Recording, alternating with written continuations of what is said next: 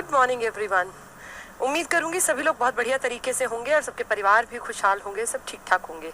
कोई बीमार है तो भी उसके लिए हम रोज दुआ करें सभी एक दूसरे के लिए कि सब ठीक ठाक रहे। आज सुनील सर की भी तबीयत थोड़ी सी ढीली थी तो उन्होंने क्लास नहीं ली, कह रहे थे थोड़ा तबीयत में गड़बड़ लग रही है। बीमार तो ऐसा नहीं है पर इस टाइम पे प्रिकॉशन रखना सबकी जिम्मेदारी है। चलिए पढ़ना स्टार्ट करते हैं। हम लोगों ने टॉपिक शुरू किया था संविधान का ना।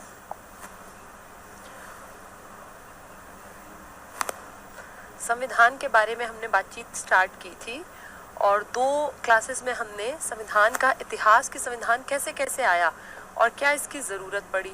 फिर हमने कल देखा था कि संविधान के किस तरह से चुनाव हुए संविधान सभा के, या किस तरह से लोग मनोनीत करके यहाँ तक आए। और फिर जिसमें अंबेडकर जी का चुनाव हमने कल जाना था कि कैसे बंगाल, पहले बम्बई की सीट से हार का सामना करना पड़ा, फिर बंगाल की सीट से जीते मुस्लिम लीग की सहायता से, पर वो सीट ही हमारे हाथ से निकल गई और वो पूर्वी पाकिस्तान का हिस्सा बन गई। तो फिर MR जयकर जी ने इस्तीफा दे दिया। कुछ कहासुनी हुई, हिंदू महासभा के बड़े आदमी थे, उनके इस्तीफे के बाद BG खेर जो उस टाइम पे मुंबई के प्रधानमंत्री थे, इन्होंने उस सीट के लिए अंबेडकर जी को कि भैया ये इनकी सीट हो गई, और डॉक्टर राजेंद्र प्रसाद को कहा था BN राव जी ने। कल हमने पूरी कहानी वो सुन ली थी। आज उसके आगे पढ़ते हैं। कल हम लोगों ने ये भी देखा था कि 3 खास बैठकें, एक तो हमें ध्यान रखना है कैबिनेट मिशन आया था आपके यहाँ ये मार्च 1946 में, ये मई तक यहाँ रहा था। तो मार्च से अप्रैल मई लगभग 2 महीने इसने बैठ के बातचीत की और इसकी कई बातों को हमने समझा भी और तवज्जो भी दी, इंपॉर्टेंस दी। और इसी कारण हमने, ये तो मई में चला गया लेकिन इसके दिखाए रास्ते पर हम लोगों ने जुलाई में इलेक्शन कंडक्ट कराए और उन इलेक्शंस में या तो डायरेक्ट मनोनीत करके देसी रियासतों ने 93 लोग भेजे थे, या फिर हमने देखा था किस तरह से अलग अलग 292 जो ये ब्रिटिश शासित भारत थे इससे आए और 4 कमिश्नरी प्रांत से, यानी 389 मेंबर्स का इलेक्शन हुआ या मनोनयन हुआ, मिक्स मान लीजिए, जिनमें से 208 कांग्रेस के थे और 73 मुस्लिम लीग के। मुस्लिम लीग स्टार्टिंग से एंटी थी, इसलिए मुस्लिम लीग ने ना पहली बैठक में हिस्सा लिया और देशी रियासतों के भी मन में कोई ना कोई शायद संशय की स्थिति थी, इसलिए वो भी नहीं आए। यानी 166 मेंबर्स टोटल नहीं आए 389 में से, और कुछ की तबीयत ढीली थी वो भी नहीं आए। तो कुल मिलाकर 206 हड्डी होती हैं, एक ज्यादा है बस, 207 लोग पहुंचे, जिनमें से 9 महिलाएं थी और टोटल महिलाएं 15 इसमें पहुंची थी, जिनमें से पहली बैठक में प्रेजेंट हुई 9 महिलाएं। इन 15 में सिर्फ इकलौती मुस्लिम महिला थी बेगम अय्याज रसूल, कल भी मैंने इनका नाम बताया था।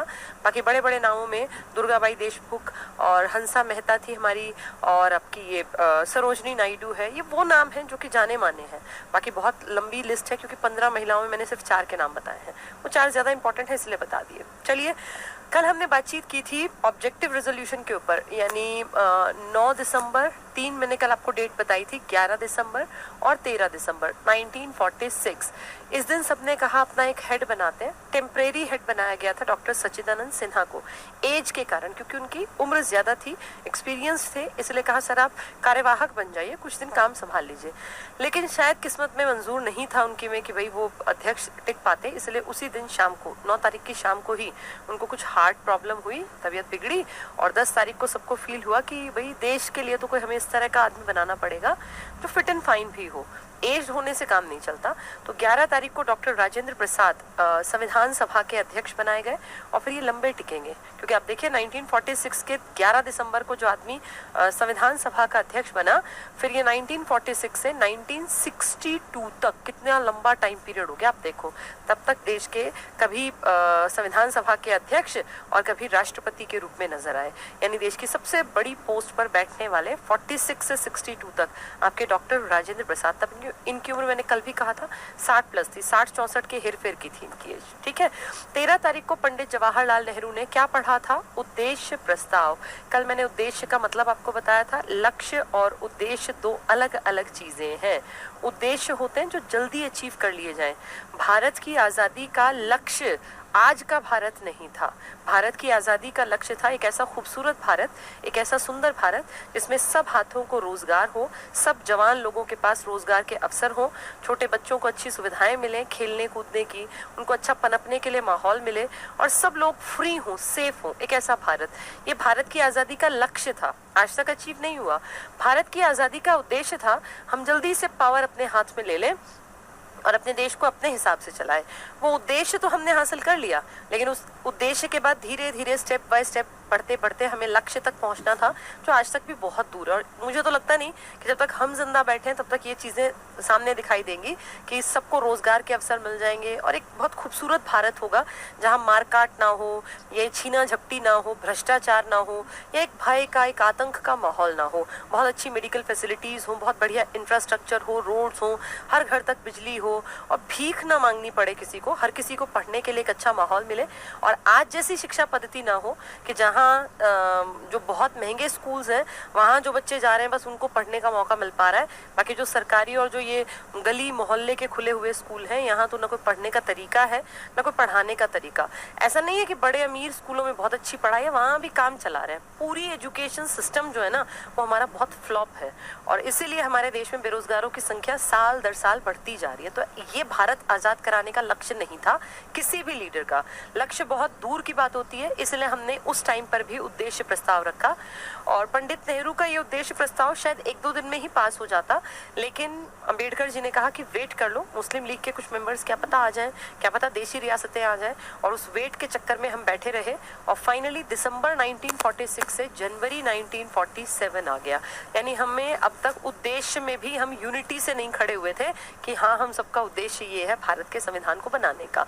फाइनली जाके 22 जनवरी 1947 आजादी वाले साल में आपका उद्देश्य प्रस्ताव पारित हुआ और सब कम से कम यहाँ तो एक नजर आए कि चलो हम सबका टारगेट, हम सबका रिजोल्यूशन हमने एक बना लिया कि भाई ये हमारा उद्देश्य है, हम ऐसा भारत बनाएंगे। इसके बाद 1947 के मार्च में आपके यहाँ माउंटबेटन आएंगे जो यहाँ के वाइसराय बन के आएंगे। और माउंटबेटन बहुत लंबे नहीं टिकेंगे क्योंकि माउंटबेटन जिस साल में आए हैं उसी साल आपकी आज़ादी के लिए एक बिल पेश किया जाएगा ब्रिटेन की संसद में और वहाँ उसके ऊपर बहस होगी उनके हाउस ऑफ लॉर्ड्स में, हाउस ऑफ कॉमन्स में, और फाइनली उनकी महारानी के साइन के बाद आपके भारत के लोगों के हाथ में सत्ता सौंप दी जाएगी। तो ये 3 जून की घटना है जो मैं बता रही हूँ। 3 जून 1947 को माउंटबेटन प्रोजेक्ट, माउंटबेटन प्लान कह देते हैं इसको, ये पेश किया गया। इसी को आप अपनी भाषा में कहते हैं भारत पाक विभाजन योजना। ये बहुत बार एग्जाम में आता है। भारत पाक विभाजन योजना क्या है, किसने पेश की, मैंने अभी नाम बताया, आप सबने सुना हुआ है, लॉर्ड माउंटबेटन। लॉर्ड तो ये इनके नाम के आगे लगाते ही थे अपने आप को बड़ा दिखाने के लिए। इस आदमी का नाम था माउंटबेटन। इसी को कहते हैं माउंटबेटन प्लान या माउंटबेटन योजना। तो भारत पाक विभाजन योजना ही माउंटबेटन प्लान है, यानी इंडिया और पाकिस्तान को डिवाइड करने का जो प्लान था जो 3 जून 1947 को पेश किया गया, यही प्लान आपका 3 जून वाला और माउंटबेटन एक ही चीज है। पेपर में जो भी आ जाए दोनों का मतलब एक है, ठीक है। तो ये माउंटबेटन के यहाँ आगमन हुआ है, सब चीजें चल रही हैं। आपने अपने यहाँ पे काम करने के लिए कमिटीज बना दी कि भाई 389 लोग जो हैं फाइनली 300 के आसपास। तो अगर मैं 2 आंकड़े आपको और बताऊं तो 299 और 324, ये आंकड़े भी, जैसे कई चीजें आपको याद रखनी है। स्टार्टिंग 389 से हुई थी और एंड होगा 284 से। इतने लोग स्टार्टिंग में आए थे और 284 क्लास नहीं आई है अभी कह रहे हैं लोग। यहाँ पे तो सही चल रही है बच्चों, ये वीडियो नहीं चल रही है बता रहे हैं।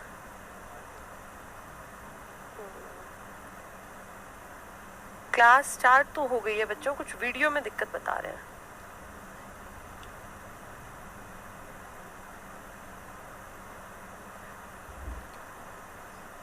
एक लिख रहे हैं चल गई क्लास, नहीं बफरिंग है। किस फोल्डर में नहीं है? एडवांस वाले में नहीं चल रही, बाकी किस में चल रही है भाई? ये कई फोल्डर्स में क्लास चलती है ना, ये कह रहे हैं कई सिर्फ एक फोल्डर में नहीं चल रही है, एडवांस वाले में क्लास कहाँ है? तो वो कौन से फोल्डर में बताना एक बार मुझे। HSSC का फोल्डर खोल लीजिए या एयरफोर्स का खोल लीजिए, उसमें है क्लास। क्लास टाइम पर ही हो रही है। क्लास एक फोल्डर में कह रहे हैं कुछ टेक्निकल फॉल्ट है, बाकी सब में क्लास आ रही है। वीडियो में सब कुछ वाइट दिख रहा है,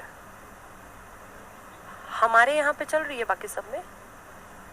भाई बच्चों मेरी अगर आवाज पहुंच रही है तो इसको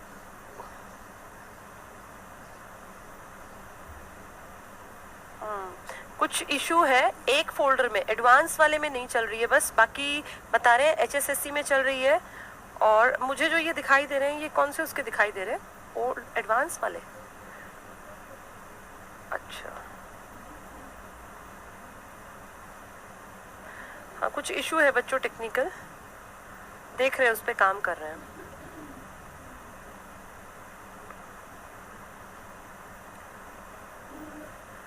एडवांस के फोल्डर में बता रहे हैं कुछ इशू है, बाकी में दिख रहा है। एक बार रिफ्रेश कर लो, अगर मेरी आवाज ऑडिबल है तो रिफ्रेश कर लो।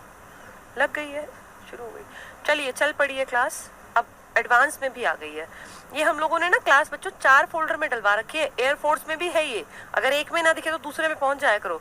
ये HSSC वाले में भी थी, ये एडवांस वाले में भी थी। एडवांस वाली नहीं दिख रही थी, बाकी सब में दिख रही थी। अब तो चल गई है। नहीं, टीम रिस्पॉन्स कर रही है, टीम काम कर रही है, ऐसा नहीं है कि टीम रिस्पॉन्स नहीं कर रही है। एक बार रिफ्रेश कर लो जिसको दिक्कत है, एक बार रिफ्रेश कर लो। ठीक है, अब चल जाएगी। रिफ्रेश करते ही चल जाएगी, क्योंकि यहाँ भी हम लोगों ने कई फोन्स पे चला रखी है क्लास। ऐसा नहीं होता कि हम खुद नहीं चलाते, हम अपने आप भी कई फोन्स में चला के देखते हैं क्लास में क्या इशू है। अब चल पड़ी है, ठीक है, करें स्टार्ट पढ़ाना। ठीक है, अभी तो हम लोग जो थे पुरानी बातें कर रहे थे, जो कल तक पढ़ाया था वही बात कर रही थी। और अब जो बातें कर रही हूँ ये आज की क्लास से स्टार्ट है ना, तो सब लोग ध्यान से देखो। 389 मेंबर स्टार्टिंग में थे, 284 लास्ट में थे जब साइन हुए। इस किताब के पन्नों पर 11 पेजेस पर इस पे साइन हुए हैं, जिसको हम संविधान कहते हैं। और इन 11 पेजेस पर जितने साइन हुए हैं वो है 284। अब चल गई है क्लास पे, कुछ बच्चों की अभी भी लिखा आ रहा है, तो अब सबकी चल गई है क्लास। एक बार रिफ्रेश कर लो, जिसकी क्लास में कोई इशू है ना, एक बार रिफ्रेश कर लो। रिफ्रेश करते ही, हाँ बिल्कुल लिखा है ना कि अब रिफ्रेश करते ही चल पड़ी है। अब क्लियर है। जिसकी क्लास में प्रॉब्लम है रिफ्रेश कर लो एक बार, चलो फिर बफरिंग भी नहीं होगी। अब देखो बोर्ड पर, हमने कल देखो इससे पिछली स्लाइड में जो पढ़ाया ये कल का था सारा। कल ये सब चीजें बताई थी ना कि भाई इस तरह से भारत पाक विभाजन हुआ और चुनाव हुआ था, मनोनीत हुए थे, संविधान का इतिहास। आज हम इसके आगे से पढ़ना स्टार्ट कर रहे हैं। अब हम इसके आगे आज यहाँ से पढ़ना शुरू कर रहे हैं। अब सब लोग एक्टिव हो जाओ और मैसेजेस बिल्कुल छोड़ दो। अब क्लास चल गई है, बिल्कुल ठीक चल रही है, कोई रिवाइज कराने की जरूरत नहीं है। अभी आज का टॉपिक अब शुरू कर रही हूँ यहाँ से। ये कल वाली स्लाइड्स थी, कल तो रिवीजन था 5-10 मिनट का। अब बिल्कुल फोन के मैसेजेस को बिल्कुल छोड़ के सब लोग बोर्ड पे एक्टिव देखो होके। हमारी स्टार्टिंग की संख्या, नंबर ऑफ मेंबर्स जो थे वो 389 थे, और उसके बाद जो एंड हुआ वो 284 से हुआ। अब ठीक चल रही है ना क्लास? ठीक है, हाँ ठीक है, कोई बात नहीं। अब देखो बोर्ड पर, सब लोग एक्टिवली देखते रहना। अब यहाँ से स्टार्ट हो रहा है, कुछ रिवाइज नहीं कराने की जरूरत, कल का एंड करके आज से शुरू कर रही हूँ। ये नंबर है टोटल नंबर ऑफ जो लोग इलेक्टेड थे और मनोनीत थे स्टार्टिंग में। इसको समझना है सबको, ये स्टार्टिंग में थे, यानी इसको हम कहें जुलाई 1946 में। और जो मैंने 284 लिखा है ये 26 नवंबर 1949 को थे, यानी जिस दिन आपकी संविधान नाम की उस बुक पे साइन हुए थे ना, लोगों ने सिग्नेचर किए थे, उस दिन 284 लोग थे। इतने ही लोगों के साइन हो पाए थे। इनके बीच में ये संख्या घटती गई, बार बार घटती गई, और एक बार संख्या देखने में आई थी 324 और एक बार देखने में आई थी 299। तो ये दो संख्याएं आपके काम की तो ऐसा सच नहीं है, पर जब आप कोई भी किताब उठा के पढ़ेंगे ना तो वहां आपको कंफ्यूजन ना हो, इसलिए मैंने सारी बातें बता दी। 389 स्टार्टिंग का आंकड़ा है, 284 एंड का आंकड़ा है, और बीच में एक बार 324 भी हुए थे जब पाकिस्तान अलग हुआ, और 299 भी हुए थे। ठीक है, तो 1947 में इतने हुए थे। स्टार्टिंग 1946 से थी और ये एंड था जितने साइन हुए 284 के। यहाँ से अब आज का टॉपिक शुरू था। चलिए अब बातचीत करते हैं। हम लोगों ने देखा था 9 दिसंबर 1946, कल मैंने पढ़ाया था ये 11 दिसंबर 46 और 13 दिसंबर 46, कुछ डेट्स हमारे काम की है। ये फर्स्ट असेंबली की मीटिंग थी जिसमें सच्चिदानंद सिन्हा जी अध्यक्ष बने थे। फिर हमने देखा था राजेंद्र प्रसाद और नेहरू ने उद्देश्य प्रस्ताव पेश किया, राजेंद्र प्रसाद। इन सब के बाद क्या हुआ, काम कौन करेगा, तो काम कौन करेगा ना, साझे में कभी काम नहीं होता, काम का बंटवारा करना पड़ता है। ध्यान से समझना इसको, मैसेजेस में कोई अपना ध्यान मत रखो, सुनो और समझो। कोई भी काम जब बड़ा काम होता है ना तो वो काम अच्छा तब होता है जब उसका बंटवारा कर दिया जाए, क्योंकि जब अपने कंधों पे जिम्मेदारी होती है तो ये लगता है कि मुझे ये काम करना है, अपने आप को देखिए, अब आपको पता है कि मेरी क्लास इतने बजे आएगी, तो अगर आप में थोड़ी सी भी कॉमन सेंस है तो आप इस जिम्मेदारी को फील करते होंगे कि यार 12 बज गए, मुझे पढ़ लेना चाहिए, अब 1 बज गए अब क्लास आएगी, अब 9 बज गए अब क्लास आएगी। ये जिम्मेदारी जो है ना, ये आपको अपने आप रिस्पॉन्सिबल बना देती है। अपने आप जिसके ऊपर रिस्पॉन्सिबिलिटी पड़ती है वही तो रिस्पॉन्सिबल बनेगा। तो ये काम पहले क्या था कि भाई कौन बनाएगा, मैं क्यों काम करूं, लेकिन फिर इन लोगों को फील हुआ कि काम का बंटवारा कर दो, हर एक के ऊपर जिम्मेदारी डालो, अपने आप ना जिम्मेदारी से काम करेगा इंसान। और इसीलिए उस काम के बंटवारे के लिए, रिस्पॉन्सिबिलिटी को शेयर करने के लिए यहाँ पे कमेटीज बना दी गई, कमेटी। और ऐसी ऐसी बड़ी बड़ी मेन अगर कहें तो 22 तो टोटल कमेटी बनी थी। एक आधी किताब 23 लिखती है, लेकिन मेन 22 ही थी। और इन 22 में से जो सबसे इंपॉर्टेंट कमेटीज हैं वो 8 कमेटी हैं, जिनमें पटेल, नेहरू और राजेंद्र प्रसाद जी, जेबी कृपलानी जी और इस तरह के बड़े लीडर्स जो थे वो उनको लीड कर रहे थे। तो आप ये मान के चलिए कि टोटल काम करने वाली 22 कमेटी बनी, जिनमें से मेजर कमेटीज में 8 कमेटीज का नाम आएगा। अब हर कमेटी की जिम्मेदारी है कि भाई मुझे ये काम दिया गया, मुझे इसको ढंग से काम को, रिस्पॉन्सिबिलिटी को ढंग से निभाना है।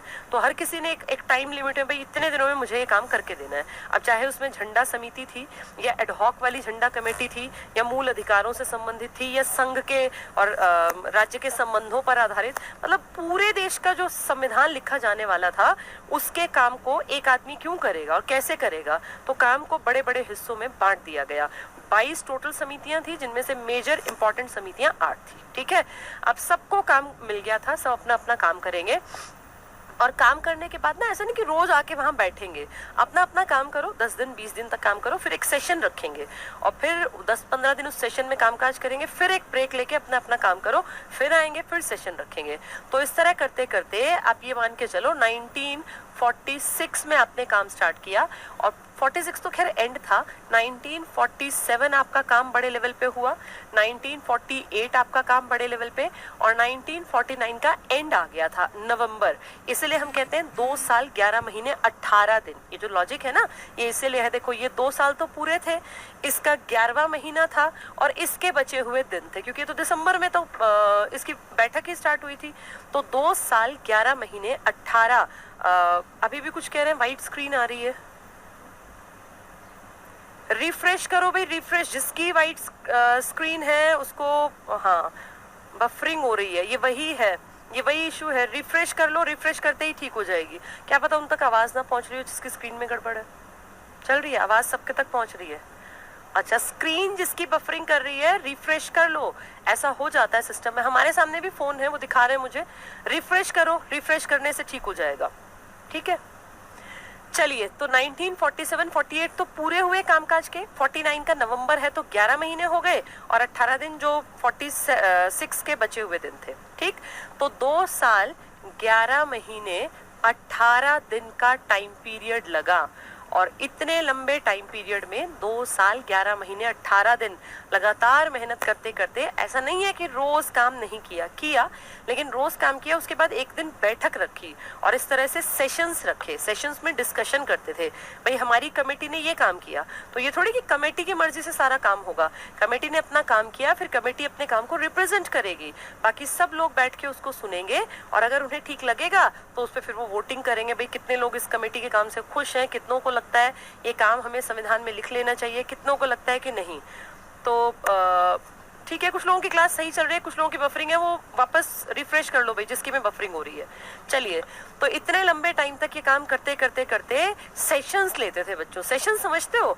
आजकल आप देखते हो कि आपके देश में जब सरकार काम करती है, नई सरकार हो या उसको टाइम हो गया हो, तो साल में वो सेशंस लेती है। सरकार काम पूरा साल करती है 365 दिन, लेकिन सेशन वो पूरे साल में सिर्फ 3 बार रखती है। तो ऐसे संविधान सभा ने काम किया 2 साल 11 महीने 18 दिन, लेकिन इसमें सेशंस उसने रखे अलग अलग टाइम पर। 11 सेशंस या सत्र रखे गए थे। इन सेशंस में बैठ के काम का डिस्कशन किया जाता था, किस कमेटी ने क्या काम किया, क्या गलत किया, क्या नहीं लिखा जाना चाहिए संविधान में, क्या समिति ने काम अच्छा किया।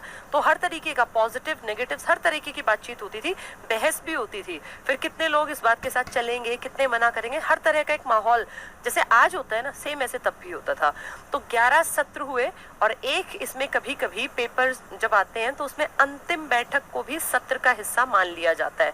जो लास्ट बैठक थी ना, इसको भी कुछ लोग कहते हैं सत्र ही तो था, तो उस सेंस में देखे तो 12 सत्र है। ध्यान से समझना, पेपर में अगर आता है कि कुल कितने सत्र हुए संविधान सभा के, ऑप्शन है 10, 12, 15 और 25, तो उस कंडीशन में आप 11 ढूंढ रहे हैं तो 11 तो नहीं है। फिर अंतिम बैठक को भी आप एक सत्र इंक्लूड करके और इस हिसाब से 12 टिक कर देंगे। सत्र 11 हुए हैं, लेकिन अंतिम बैठक को भी अगर इंक्लूड किया जाता है तो 12 सत्र कह दिए जाते हैं। पर अंतिम बैठक में कोई डिस्कशंस इस तरह के नहीं थे, डिसीजंस लिए गए थे। दो चीजें होती हैं, एक होता है डिस्कशन, एक होता है डिसीजन। डिस्कशन होता है भैया ये बात है, तुम इस पे अपने पॉजिटिव नेगेटिव रखो, तुम भी रखो, तुम भी रखो, फिर हम डिस्कशन करेंगे कौन सी बात ज्यादा फेवरेबल है, कौन सी के फेवर में लोग नहीं है, और ये हो गया डिस्कशन।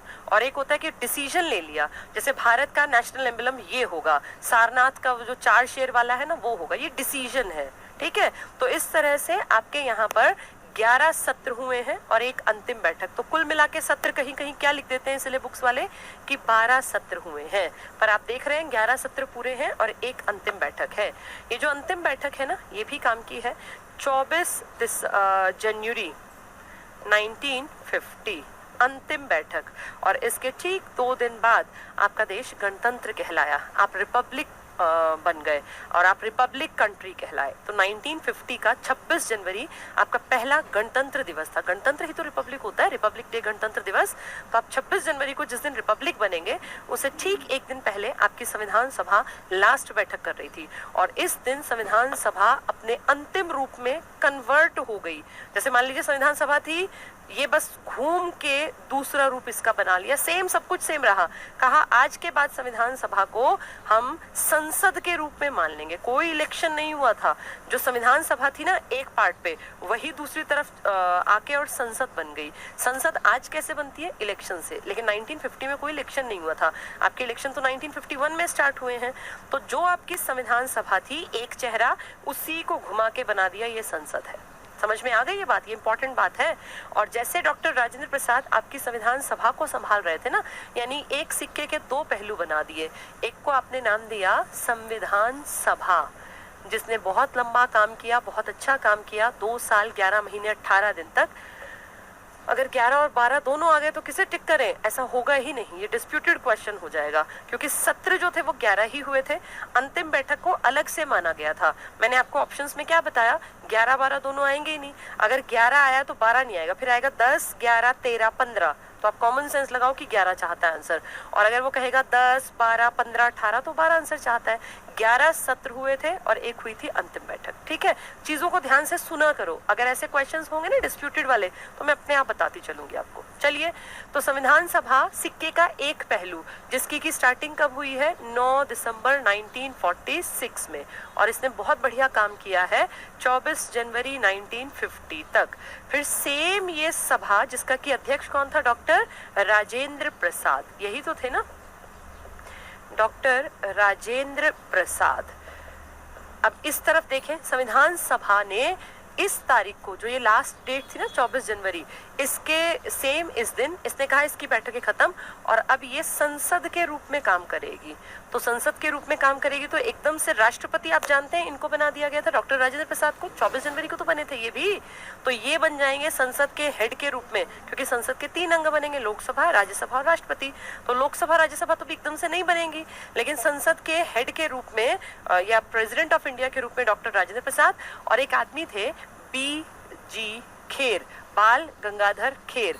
ये जो है ये भी एक इम्पॉर्टेंट थे मुंबई के। ऐसे कई बड़े बड़े लीडर्स थे जिन लोगों ने संसद में एक इम्पॉर्टेंट रोल प्ले किया आगे जाके भी। ठीक है, तो एक बहुत बड़ा नाम आपने सुना होगा राजेंद्र प्रसाद का, जो कि देश में देखो 1946 से एक्टिव हैं, और 46 से फिर ये बिना इलेक्शन के संसद के प्रेसिडेंट ऑफ इंडिया एक इम्पॉर्टेंट पार्ट के रूप में प्रेसिडेंट बन गए। और फिर 1952 में जाके इलेक्शन में ये जीत के देश के पहले राष्ट्रपति बने, और 1957 में ये फिर सेकेंड टाइम राष्ट्रपति बने।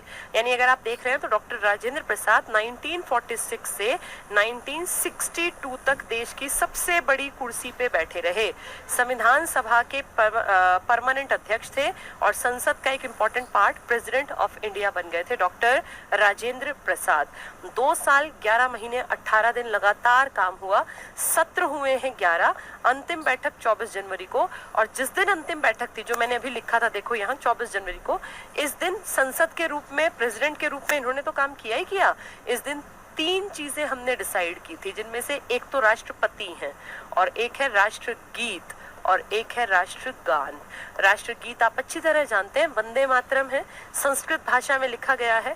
और किसने लिखा है? बंकिम चंद्र चट्टोपाध्याय, जिनका नाम ही बंकिम चंद्र चटर्जी है, इन्होंने लिखा है और 1874 में लिख दिया था। आज की कहानी नहीं है। वंदे मातरम जब आपका देश बिल्कुल स्वतंत्रता की बेड़ियों में जकड़ा हुआ था, तब बंगाल की तरफ लोगों में ना अपने आप में, क्योंकि पढ़े लिखे लोग थे, चेतना जागी। जैसे किसी को भी बहुत ज्यादा एक्सप्लॉइट करोगे तो वो जवाब देगा।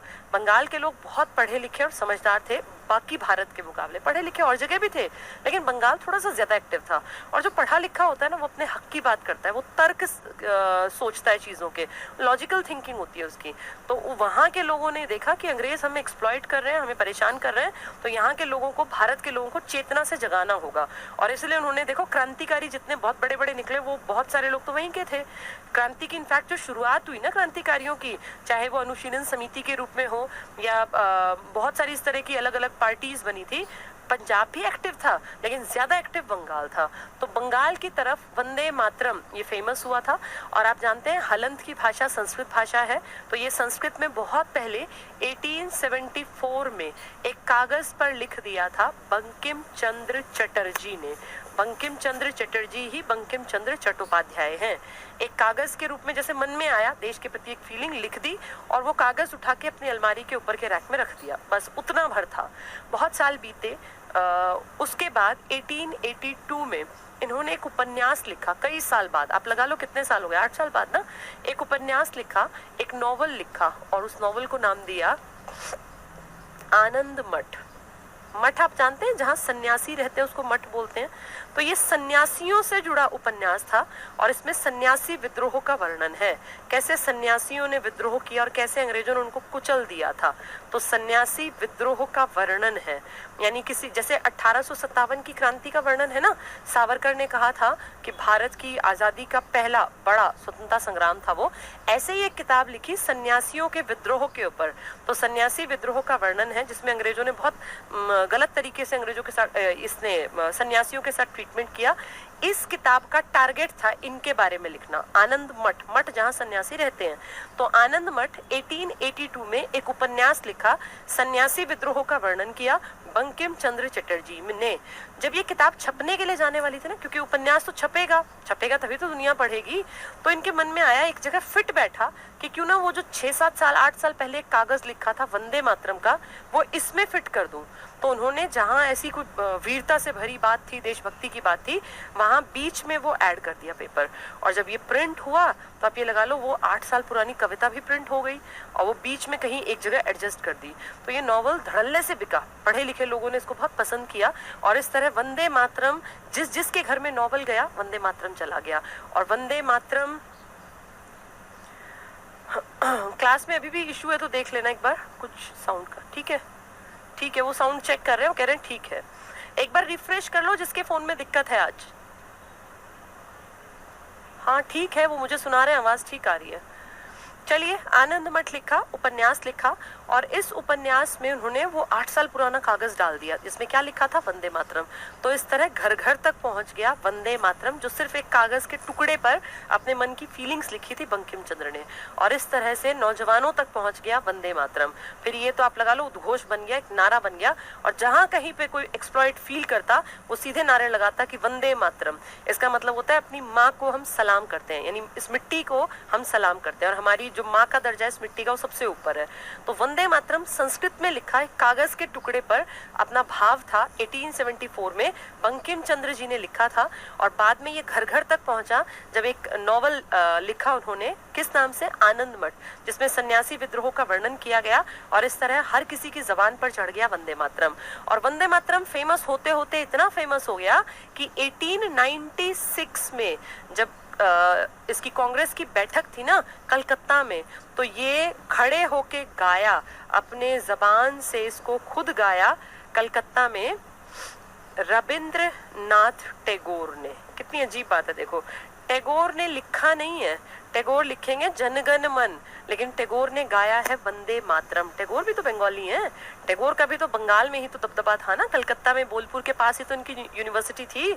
इनके पिताजी ने शांति निकेतन बनाया था, इन्होंने विश्व भारती यूनिवर्सिटी बनाई थी। तो आप ये लगा लो कि उस पूरे इलाके में एक तरह से एक ऐसा माहौल हो गया कि सबके मन में देशभक्ति की भावना कूट कूट के भरी थी।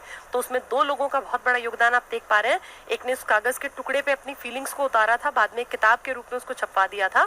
आनंद मठ उपन्यास में बंकिम चंद्र चटर्जी का लिखा वंदे मातरम जो संस्कृत भाषा में है वो छपा था, और वो एक उपन्यास था सन्यासी विद्रोह के ऊपर। उपन्यास छपा है 1882 में, कागज पे उन्होंने अपनी फीलिंग्स लिखी थी 1874 में। अब ये दो क्वेश्चन है, जैसा क्वेश्चन हो वैसा आंसर करना, ठीक है। इसको गाया किसने है?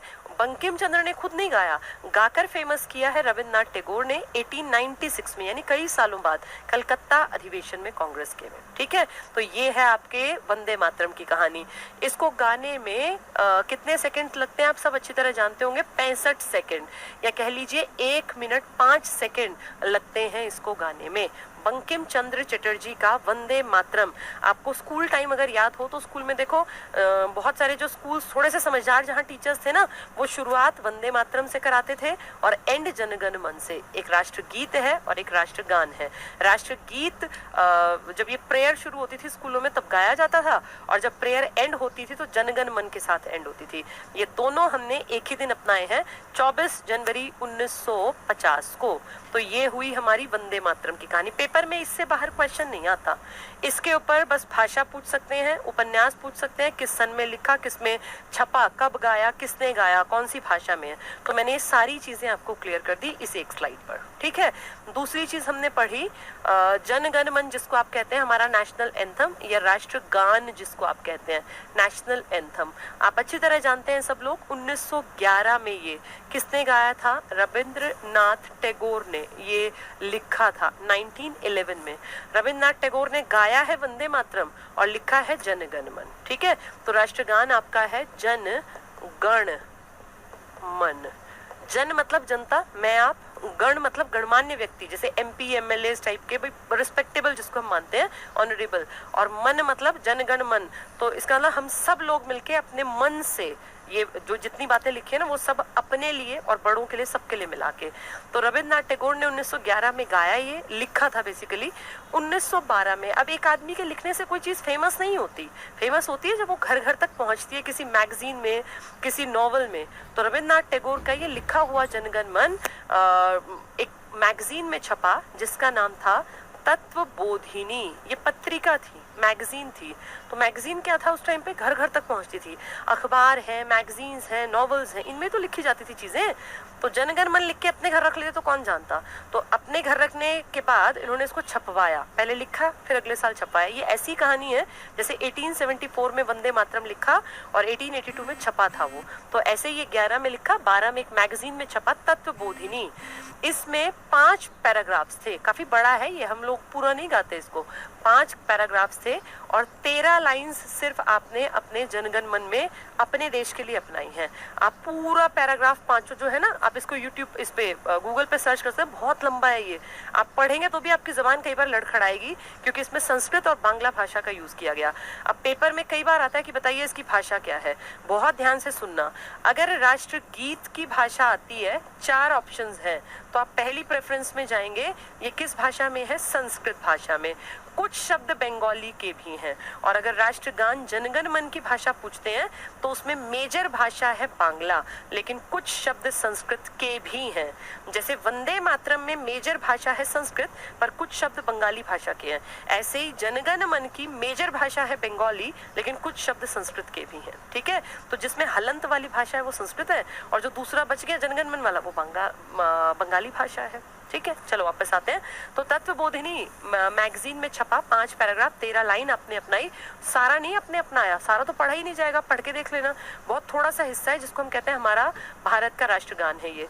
और इसमें 5 पैराग्राफ्स को गाने में, या मतलब जो हम अपना मना रहे हैं, पूरा हम गाते ही नहीं, इनको गाने में आपको 52 सेकेंड लगते हैं। इन 13 लाइंस को, जो आपका राष्ट्रगान है, ठीक है। तत्वबोधिनी में छपा, और इस आदमी को जिसने ये लिखा है, जिसने वंदे मातरम गाया भी था 1896 में, 1913 में दुनिया का सबसे बड़ा प्राइज मिला। ये प्राइज आप जानते हैं, नोबेल पुरस्कार है। और ये किस फील्ड में मिला है? साहित्य के क्षेत्र में, लिटरेचर, क्योंकि इन्होंने कविताओं की किताब लिखी थी, गीतांजलि। तो गीतांजलि कविताओं का संग्रह है, इंग्लिश भाषा में लिखी गई कविताएं हैं। इसके लिए लिटरेचर के फील्ड में इनको नोबेल मिला है। तो ये 3 साल कितना लकी रहे ना। 11 में इन्होंने लिखा जनगण मन, 12 में मैगजीन में छपा तत्वबोधिनी, 13 में इनको दुनिया का सबसे बड़ा प्राइज मिला, और 1919 में इन्होंने इसको इंग्लिश में वर्जन निकाला और इंग्लिश में चेंज करके उसको नाम दिया the morning song of India, यानी भारत की सुबह का गाना, the morning song of India. ये इनका इंग्लिश वर्जन है, फेमस नहीं है, फेमस है जनगण मन। रविंद्रनाथ टैगोर आप सब जानते होंगे, इकलौते इस धरती पर ऐसे इंसान हैं जिन्होंने 2 देशों का राष्ट्रगान लिखा, एक हमारा और एक बंगाल का, ये बांग्लादेश का, क्योंकि उस टाइम बांग्लादेश हमारा बंगाल था। तो अमार सोनार बांग्ला बंगाल की एकता के लिए लिखा था, क्योंकि ये वो दौर था, याद करो 1905 में, जब बंगाल विभाजन किया था लॉर्ड कर्जन ने, और उस टाइम सब लोगों को लग रहा था कि बंगाल को हम कैसे एक बना के रखें। तो अमार सोनार बांग्ला ये लिखा था कि हमारा खूबसूरत बंगाल। और उसके बाद जब बांग्लादेश अलग हो गया तो उन्होंने अमार सोनार बांग्ला को ही अपना राष्ट्रगान बना लिया। तो इस तरह से टैगोर दुनिया पे इकलौते व्यक्ति हैं जिन्होंने 2 देशों का राष्ट्रगान लिखा, और कहते हैं श्रीलंका और बर्मा के राष्ट्रगान लिखने में इन्होंने मदद की थी। तो बहुत बड़ा योगदान है इनका, 2 देशों का तो प्रॉपर लिखा ही इन्होंने है, और 2 देशों की मदद की है, श्रीलंका की और बर्मा की। इसको गाने का आइडियल टाइम 52 सेकेंड है, ठीक है। तो ये सारी चीजें जो है ना पेपर में इससे बाहर नहीं आती। कोई टॉपिक जब पढ़े ना तो उसको डिटेल से पढ़ना चाहिए। जैसे मैगजीन पूछ लेंगे किस में छपा, तो तत्वबोधिनी में। वो किस में छपा था 74 वाला, उसका नाम क्या था? उसका नाम था आनंद मठ। किसका वर्णन था? सन्यासी विद्रोह का। कौन से सन में छपा था वो? 1882 में। लिखा कब गया था? 1874 में। किस भाषा में वंदे मातरम? हलंत की भाषा संस्कृत। कुछ शब्द है उसमें बंगाली के, जबकि इसमें मेन क्या है जनगण मन में? ये बंगाली में मेन है, कुछ शब्द हैं इसमें संस्कृत के। ये 52 सेकेंड, वो 65 सेकेंड। ये 1911 में छपा, 12 में मैगजीन में छपा, 11 में लिखा, 12 में छपा, और ये 13 में इस आदमी को प्राइज मिला, 19 में इसने अपना इंग्लिश में ट्रांसलेशन कर दिया the morning song of India के नाम से, ठीक है। तो ये 2-3 चीजें मैंने आपको बता दी।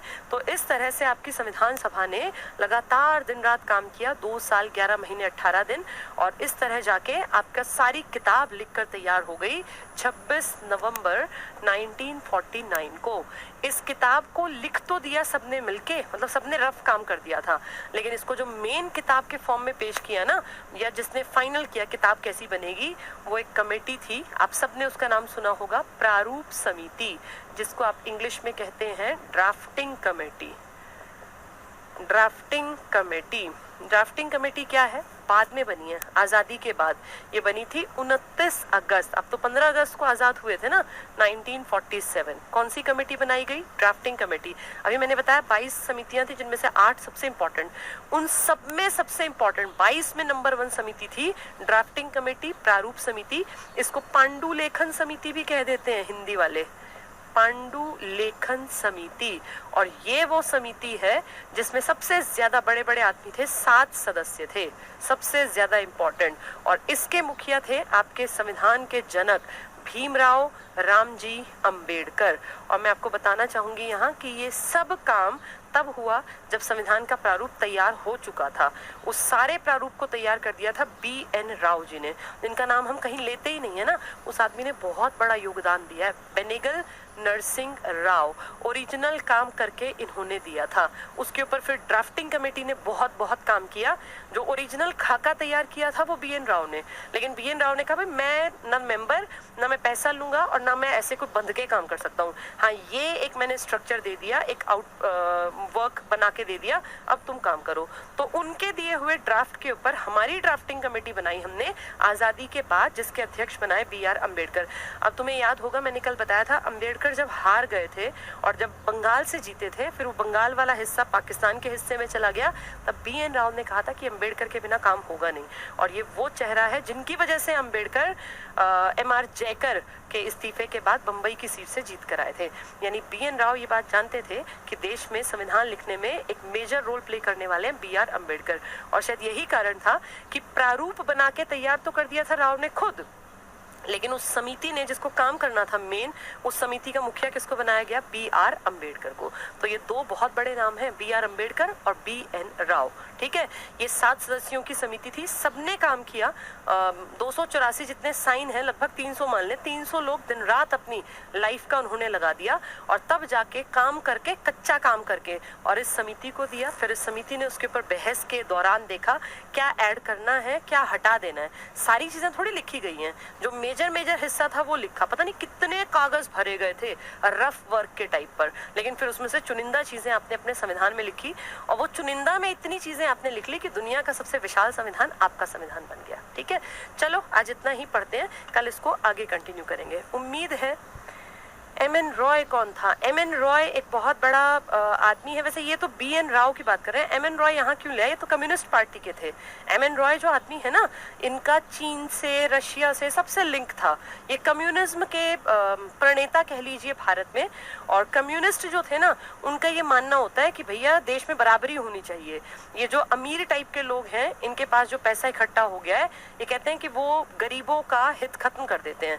तो ये विचारधारा है, कम्युनलिज्म बेसिकली एक विचारधारा है। कम्युनिस्ट जो है एक दल को कह देते हैं। तो हमारे देश में कम्युनिज्म का प्रवर्तक आप कह सकते हैं M.N. रॉय को। ठीक है, एक बच्चा लिख रहा है साउंड सही नहीं आ रही है। ठीक है, अब वो अपने फोन को चेक करे, क्योंकि बाकी लोगों की तो साउंड ठीक आ रही है, बाकी सबके मैसेजेस हैं कि साउंड ठीक है।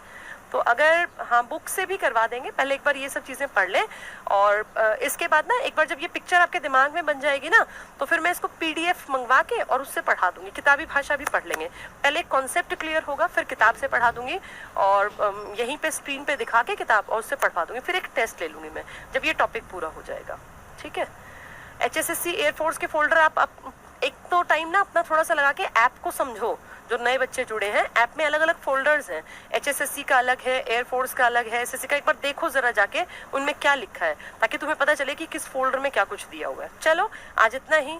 हाँ भाई मैं बिल्कुल ठीक हूँ अभी तक तो। वैसे मेरी तबीयत कल मुझे थोड़ा लग रहा था गड़बड़ है, पर अब मैं ठीक हूँ, अब कोई इशू नहीं है। किसी के में अगर दिक्कत है ना, बफरिंग है या कुछ भी है, एक आधा बच्चा लिख रहा है, तो उसको रिफ्रेश कर लो, फिर ठीक हो जाएगा। ऐसा होता है जब एकदम से, जैसे इसके ऊपर ऐप के ऊपर ना बहुत सारा क्राउड इकट्ठा हुआ है ना, तो थोड़े बहुत टेक्निकल फॉल्ट्स 1-2 दिन के लिए आ सकते हैं। टेक्नोलॉजी है, ये कभी भी ऐसे कर सकती है। अब तो लगभग लोगों का ठीक है। चलिए क्लास अपलोड तो करेंगे ही। Thank you.